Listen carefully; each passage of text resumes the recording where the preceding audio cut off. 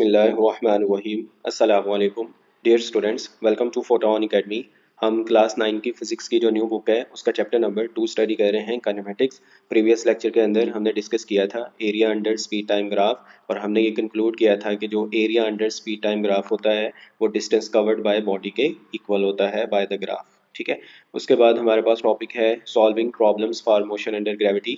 इस लेक्चर के अंदर हम इसको डिस्कस करेंगे, और इसके साथ ही जो मेन हमारा टॉपिक है वो है फ्री फॉल एक्सेलरेशन। ये जो दोनों टॉपिक्स हैं इनमें से कौन कौन से शॉर्ट क्वेश्चन आपसे पूछे जा सकते हैं, और ये क्या चीज़ें हैं जो हमारे पास थ्री इक्वेशंस ऑफ मोशंस हैं, इनको हम कब यूज़ करते हैं और इनका डेली लाइफ के अंदर क्या यूज़ है। फ्री फॉल एक्सेलरेशन जो है वो क्या चीज़ है, और वो जो है वो क्या किस चीज़ को शो करता है, ये सारी चीज़ें जो है वो हम लोग इस लेक्चर के अंदर डिस्कस करेंगे। तो ये बहुत छोटा सा एक टॉपिक है, solving problems for motion under gravity. इसमें बेसिकली आपने जो है वो तीन जो इक्वेशंस ऑफ मोशंस हैं उनको डिस्कस करना है, और इन्हीं इक्वेशंस ऑफ मोशंस को हमने न्यूमेरिकल प्रॉब्लम्स के अंदर यूज़ करना है। तो इनको देख लेते हैं क्या है। फर्स्ट ऑफ ऑल देखें, solving problems for motion under gravity. ठीक है, अगर कोई बॉडी जो है वो ग्रेविटी के अंदर मूव कर रही है, मतलब ये कि वो फ्री फॉल मोशन कर रही है, तो उसकी मोशन को डिस्कस करने के लिए या उसके रिलेटेड जो प्रॉब्लम्स हैं उनको सॉल्व करने के लिए हम लोग जो है वो इक्वेशंस ऑफ मोशंस को यूज़ करते हैं। ठीक है, इनकी डेरिवेशन अब आपके कोर्स में नहीं है, जो ओल्ड बुक थी उसके अंदर जो है वो प्रॉपरली इन इक्वेशंस की डेरिवेशन थी कि ये किस तरह से ये फार्मूलाज तीनों बनते हैं। ठीक हो गया, ये तीनों जो है बेसिकली फार्मूलाज हैं। अब देखें, इसमें जो है the three equations of motions are used to solve the problems of motions of bodies. ठीक है, if v i is the initial velocity of the body, जो वी आई है ये हमें बताता है इब्तदाई स्पीड। ठीक है, कि जो बॉडी है उसकी शुरू में स्पीड कितनी है, और वी एफ जो है अगर ये उसकी फाइनल जो है वो स्पीड है, और कितने टाइम तक जो है वो बॉडी चली है उसको हम टी से डिनोट करेंगे, टाइम टेकन। और एस जो है कितना बॉडी ने डिस्टेंस कवर किया है, और ए जो है ये हमारे पास होता है यूनिफॉर्म एक्सेलरेशन। ये बात बहुत बहुत इंपॉर्टेंट है कि जब भी आप किसी भी प्रॉब्लम को सॉल्व करेंगे इन इक्वेशंस को यूज़ करते हुए, तो आपने हमेशा इस बात का ख्याल रखना है कि जो एक्सेलरेशन होगा वो यूनिफॉर्म एक्सेलरेशन होना चाहिए। अगर कोई बॉडी यूनिफॉर्म एक्सेलरेशन से मूव करती है तो तब आप जो है ये तीनों इक्वेशंस को यूज़ कर सकते हैं। ठीक हो गया, इसमें जो है फर्स्ट इक्वेशन क्या है, इसको हम लोग जो है वो फर्स्ट इक्वेशन ऑफ मोशन कहते हैं। इस टॉपिक में से जो आपसे शॉर्ट क्वेश्चन पूछा जा सकता है वो शॉर्ट क्वेश्चन क्या है कि what are three equations of motions. ठीक है, या right three equations for solving problems motion under gravity. ठीक हो गया, तो ये जो है ये आपसे इस तरह से शॉर्ट क्वेश्चन पूछा जा सकता है। वैसे क्वेश्चंस के लिए आपको परेशान होने की ज़रूरत नहीं है, इस वीडियो के लास्ट के ऊपर मैं आपके साथ जो पॉसिबल क्वेश्चंस हैं इस टॉपिक में से पूछे जा सकते हैं वो आपके साथ शेयर कर दूंगा। तो आपने इन इक्वेशंस को, ये फार्मूलाज हैं, इनको आपने याद रखना है। पहले क्या है कि अगर हमने फाइनल वेलोसिटी किसी बॉडी की पता करनी है, हमें इनिशियल वेलोसिटी, एक्सेलरेशन और टाइम का पता है। ठीक है, जैसे कि अगर मैं आपसे कहूँ कि एक बॉडी जो है उसको किसी हाइट से एक बॉल को नीचे फेंका गया है, और उस बॉल को नीचे आने में जो टाइम लगता है वो 5 सेकेंड्स है। ठीक है, शुरू में उसकी वेलोसिटी जो है वो ज़ीरो थी, तो 5 सेकेंड के बाद जब वो बॉल ज़मीन को हिट करने लगेगी तो उसकी वेलोसिटी कितनी होगी। तो बाय यूजिंग दिस इक्वेशन हम लोग जो है वो उसकी फाइनल वेलोसिटी को फाइंड आउट कर सकते हैं। दूसरा जो है, अगर आपसे कहा जाए कि बॉडी जो है, अगर एक बॉल को जो है वो किसी हाइट से नीचे फेंका गया है, और हम लोग फाइंड आउट करना चाहते हैं कि वो बॉल का जो हाइट थी वो कितनी थी, तो वो भी हम लोग जो है वो फाइंड आउट कर सकते हैं by using third equation of motion. और तीसरी जो हमारे पास इक्वेशन होती है, थर्ड इक्वेशन ऑफ मोशन, इसके अंदर हम लोग जो है वो इनिशियल और फाइनल वेलोसिटीज़ को फाइंड आउट कर सकते हैं। अगर हमें टाइम पता ना भी हो फिर भी हम इनिशियल फाइनल वेलोसिटी या एक्सेलरेशन या डिस्टेंस कवर जो है वो फाइंड आउट कर सकते हैं बाय अरेंजिंग दीज इक्वेशंस। तो ये बहुत इंपॉर्टेंट जो है, ये तीनों फार्मूलाज हैं। आगे जब हम प्रॉब्लम्स को सॉल्व करेंगे तो आप इसको बड़ी अच्छी तरह से अंडरस्टैंड कर लेंगे। ठीक है, इसके बाद जो है कुछ असम्पशंस हैं जो आपने यूज़ करनी है व्हेन यूजिंग दीज इक्वेशंस। तो वो क्या है, इसके ऊपर जो है वो आप क्वेश्चन बना सकते हैं। ये जो नेक्स्ट है हमारे पास topic, while applying these equations following assumptions are made। तो यहाँ पे आप क्वेश्चन लिख लें, what assumptions are made while using three equations of motion। ठीक है, what assumptions are made while using three equations of motion। तो पहली assumption हमारे पास क्या होती है, motion is always considered along a straight line जब भी हम लोग इन इक्वेशंस को यूज़ करेंगे तो हम लोग अज्यूम कर लेंगे कि बॉडी जो है वो एक स्ट्रेट लाइन में, सीधी लाइन के अंदर मूव कर रही है। दूसरा, only the magnitude of vector quantity is used, हम जस्ट जो है वो मैग्नीट्यूड की बात करेंगे, डायरेक्शन को इंक्लूड नहीं करेंगे। Third, acceleration is assumes to be uniform. ये जो बात है ये बहुत बहुत इम्पॉर्टेंट है, क्योंकि जब भी आप लोग जो हैं वो इन इक्वेशंस को यूज़ करेंगे तो ये बहुत बड़ी अजम्पशन है कि हम लोग ये इक्वेशंस ऑफ मोशंस जो फार्मूलाज पीछे आपने पढ़े हैं उनको तभी यूज़ करते हैं जब हम लोग जो है वो बॉडी जो है वो यूनिफॉर्म एक्सेलरेशन से मूव कर रही होती है। ठीक है। तीसरा हमारे पास फोर्थ पॉइंट है, the direction of initial velocity is taken as positive. जो स्टार्टिंग वेलोसिटी होगी उसकी डायरेक्शन हमने पॉजिटिव लेनी है। Other quantities which are in direction of initial velocity are taken as positive. The quantities in the direction opposite to initial velocity are taken as negative. ठीक है। तो ये assumptions हैं, ये आपसे शॉर्ट क्वेश्चन के अंदर पूछी जा सकती हैं। अब बहुत ही इंपॉर्टेंट टॉपिक जो आपसे शॉर्ट क्वेश्चन के रिलेटेड बहुत बहुत इंपॉर्टेंट है, जो आपसे एग्जाम में पूछा जा सकता है, वो है फ्री फॉल एक्सेलरेशन। ठीक है। सबसे पहले जो है वो फ्री फॉल का क्या मतलब है। जब एक बॉडी जो है वो उसको हम लोग किसी हाइट से फ्रीली जो है वो मूव कराते हैं, मतलब उसके ऊपर सिर्फ और सिर्फ जो है वो ग्रेविटेशनल फोर्स एक्ट कर रही हो, तो उसको, उस बॉडी को कहते हैं कि ये बॉडी जो है वो फ्री फॉल एक्सेलरेशन से मूव कर रही है। ठीक है। जब किसी बॉडी के ऊपर सिर्फ और सिर्फ ग्रेविटेशनल फोर्स एक्ट करती है, उस टाइम वो बॉडी जिस एक्सेलरेशन से मूव करती है उस एक्सेलरेशन को हम लोग बोलते हैं free fall acceleration. So when a body is falling freely under the action of gravity of earth, gravity of earth का क्या मतलब है कि अर्थ जो है उसको अपनी तरफ खींचती है। ठीक हो गया, अट्रैक्ट करती है किसी भी बॉडी को टूवर्ड्स इस centre. The acceleration acting on it is gravitational acceleration and it is denoted by g। यहाँ पे आप जो है वो शॉर्ट क्वेश्चन बना सकते हैं, वैसे मैं आपके साथ शेयर भी कर दूंगा शॉर्ट क्वेश्चन। तो शॉर्ट क्वेश्चन हमारे पास क्या होगा, डिफाइन ग्रेविटेशनल एक्सेलरेशन। ठीक है, gravitational acceleration, define gravitational acceleration. So ये इसका आंसर जो है वो यहाँ से आप कर लें, when a body is falling freely under the action of gravity of earth, the acceleration acting on it is gravitational acceleration and it is denoted by g. The direction of gravitational acceleration is always downwards. ठीक है।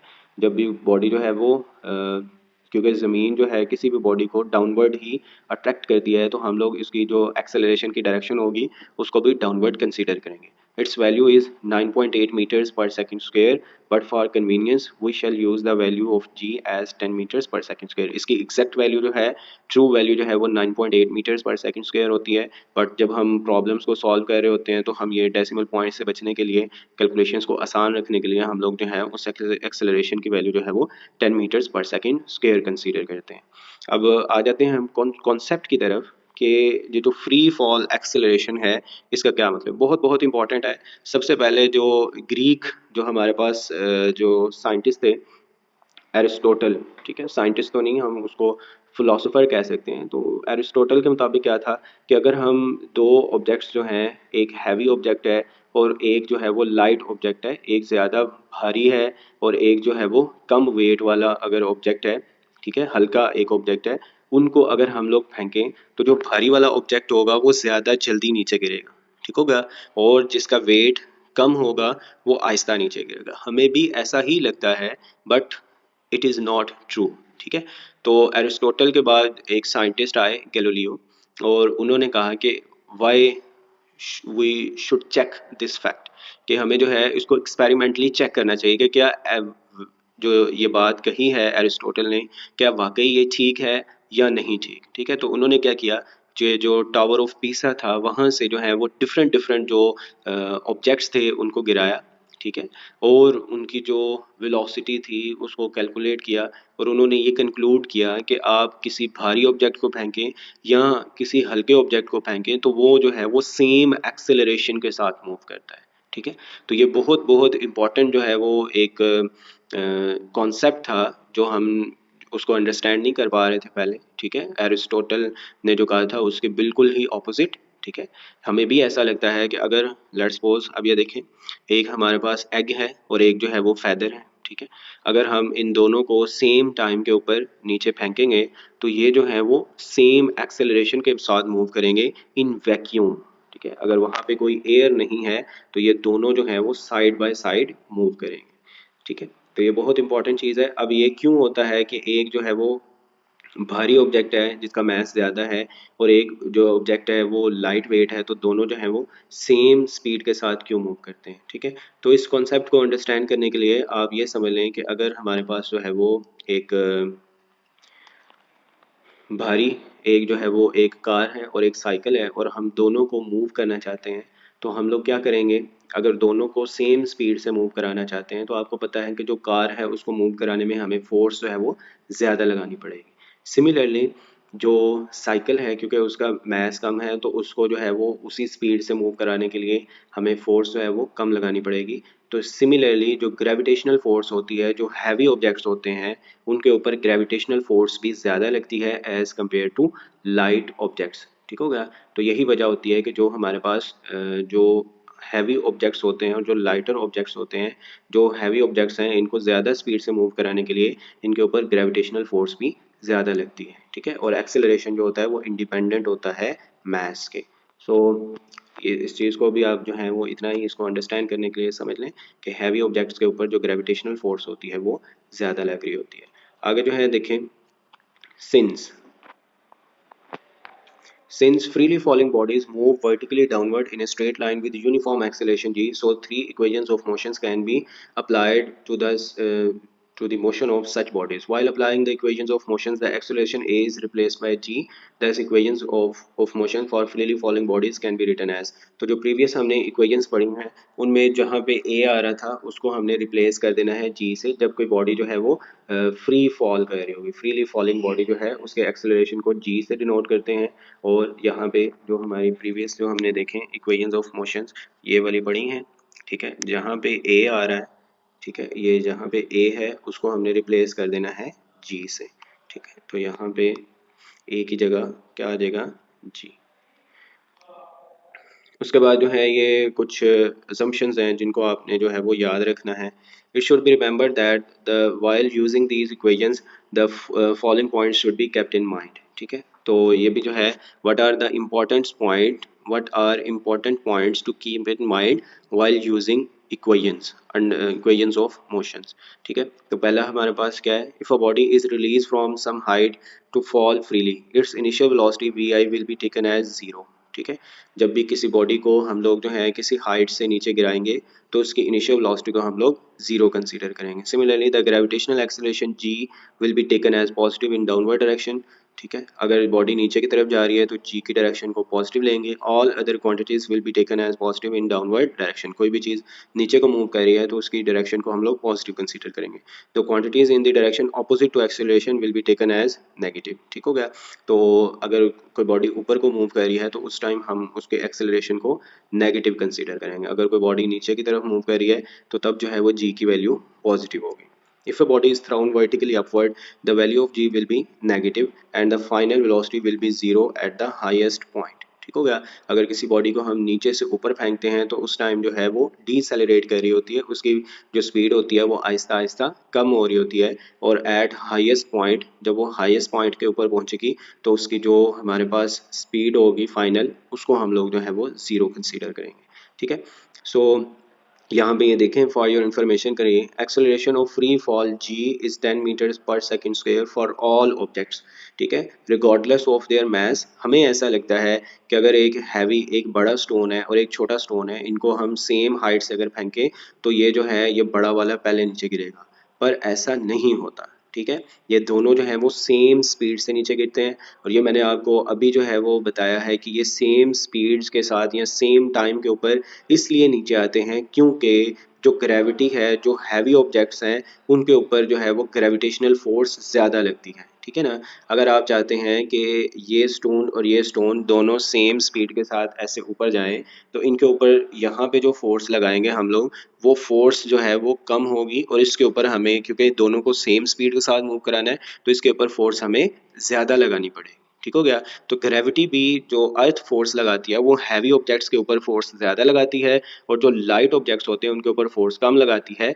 But ये जिस acceleration से move करते हैं वो acceleration जो है वो सेम रहता है। ग्रेविटेशनल फोर्स वेरी करती है बट एक्सेलरेशन जो होता है वो सेम रहता है। आगे जब हम ग्रेविटेशन के चैप्टर में जाएंगे तो इसको फुली डिटेल से डिस्कस करेंगे कि ये जो एक्सेलरेशन ड्यू टू ग्रेविटी है उसकी वैल्यू हमारे पास सेम क्यों रहती है। ठीक है। नेक्स्ट जो है वो हमारे पास आगे प्रॉब्लम्स हैं, इनको हम नेक्स्ट वीडियो के अंदर जो है वो डिस्कस करेंगे दोनों प्रॉब्लम्स को। अभी मैं आपके साथ जितने भी शॉर्ट क्वेश्चन ये जो टॉपिक हमने पढ़े हैं उसमें से पूछे जा सकते हैं वो आपके साथ शेयर करता हूँ। जी स्टूडेंट्स, तो ये हमारे पास जो है वो क्वेश्चंस हैं जो कि इस टॉपिक में से आपसे पूछे जा सकते हैं। First question is what are three equations of motion used for solving problems under gravity. ठीक है, जो पहला हमने टॉपिक पढ़ा, ठीक है, तो उसमें आपको ये थ्री इक्वेशंस ऑफ मोशंस को याद रखना है जैसे बुक के अंदर लिखी हैं। फर्स्ट इक्वेशन है V F is equals to V I plus A T. Second है S is equals to V I T plus half A T square. ये आपकी बुक के अंदर तीनों इक्वेशंस लिखी हैं, इनको आपने अच्छी तरह से याद करना है, ये आपको शॉर्ट क्वेश्चन में पूछा जा सकता है। उसके बाद असम्पशंस थी कि जब आपने इन इक्वेशंस को अप्लाई करना है तो वो असम्पशंस क्या क्या हैं। ठीक है, so the assumptions, what assumptions are made while applying these equations। ठीक है, these की बजाय इस तरह से पूछा जा सकता है while applying equations of motion। ठीक है, तो assumptions क्या है?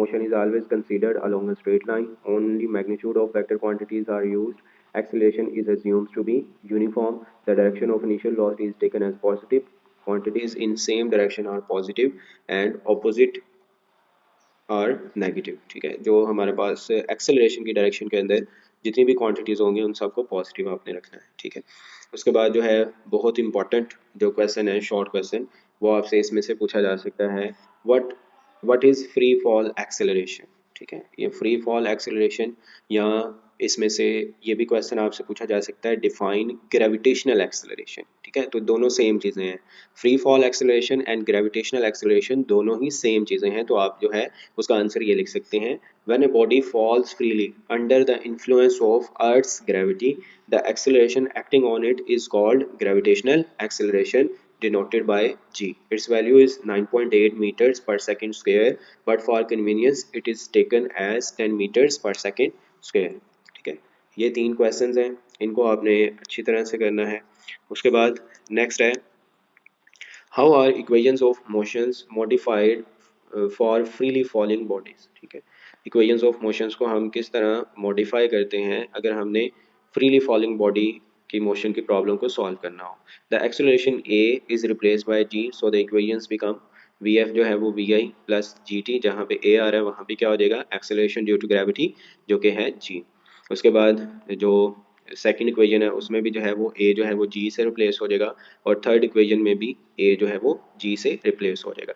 आगे इन इक्वेशंस को हम लोग बार बार यूज़ करेंगे, तो बेटर ये है कि आप इन इक्वेशंस को अच्छी तरह से याद कर लें, ये आपको शॉर्ट क्वेश्चन में पूछी जा सकती हैं। उसके बाद what are the important points to remember while using these equations. ठीक है, कौन कौन सी चीज़ें हमने याद रखनी है जब हम ये वाली जो मोशन अंडर ग्रेविटी की इक्वेशंस है इनको यूज़ करेंगे। तो क्या है assumptions? If a body is released from some height, its initial velocity is taken as zero। ठीक है, ये हमने डिस्कस किया है। सेकंड क्या है? The acceleration due to gravity g is positive in downward direction। If a body is thrown upward, g is taken as negative। बहुत important है, जब बॉडी को ऊपर से नीचे फेंकेंगे हम लोग, एक बॉडी जो है वो ऊपर से नीचे आ रही है, समझ लें कि एक बॉल जो है उसको हमने किसी हाइट से नीचे फेंका है, तो उसका जो एक्सेलरेशन है जी उसकी वैल्यू हम पॉजिटिव लेंगे, और अगर एक बॉडी को नीचे से ऊपर फेंका है तो उस टाइम जो एक्सेलरेशन ड्यू टू ग्रेविटी की वैल्यू होगी वो नेगेटिव होगी। ठीक है ना। उसके बाद थर्ड है if a body is thrown upward g is taken as negative and final velocity will be zero at the highest point। ठीक हो गया, जब बॉडी हाईएस्ट पॉइंट पे पहुंचती है तो उसकी वेलोसिटी जीरो हो जाती है जब हम उसको नीचे से ऊपर फेंकते हैं। Similarly, last है question what happens to objects of different weights when they fall in vacuum। बहुत बहुत इंपॉर्टेंट क्वेश्चन कि जब ऑब्जेक्ट्स जो हैं डिफरेंट वेट के ऑब्जेक्ट्स जब जो है वो अंडर ग्रेविटी मूव करते हैं, वैक्यूम के अंदर मूव करते हैं, तो उनकी जो एक्सेलरेशन होता है वो क्या होता है। ठीक है, in vacuum all objects light और हैवी, मतलब हल्के हैं या भारी ऑब्जेक्ट्स हैं, fall at the same rate due to gravity. ठीक है, तो उनके ऊपर जो ग्रेविटेशनल एक्सेलरेशन की वैल्यू होती है वो सेम होती है। तो बहुत इंपॉर्टेंट ये कंसेप्चुअल बात है, इसको आपने अंडरस्टैंड करना है अच्छी तरह से, हमने इसको डिस्कस भी किया है। तो ये आपके पास जो है वो इंपॉर्टेंट क्वेश्चंस हैं, इनका आप स्क्रीनशॉट ले सकते हैं। ठीक है, नेक्स्ट जो है ये वाले थे, और यही क्वेश्चन जो है ये पॉसिबल क्वेश्चन है जो आपको ये दोनों टॉपिक में से एग्जाम में पूछे जा सकते हैं। आई होप आपको इस लेक्चर की समझ आई होगी। अगर आपका फिर भी कोई क्वेश्चन हो, कोई कन्फ्यूजन हो, तो आप कमेंट बॉक्स के अंदर मुझसे पूछ सकते हैं। अगर आपको वीडियो अच्छी लगी तो इसको लाइक कर दीजिएगा। Thank you so much for watching. अल्लाह हाफिज़।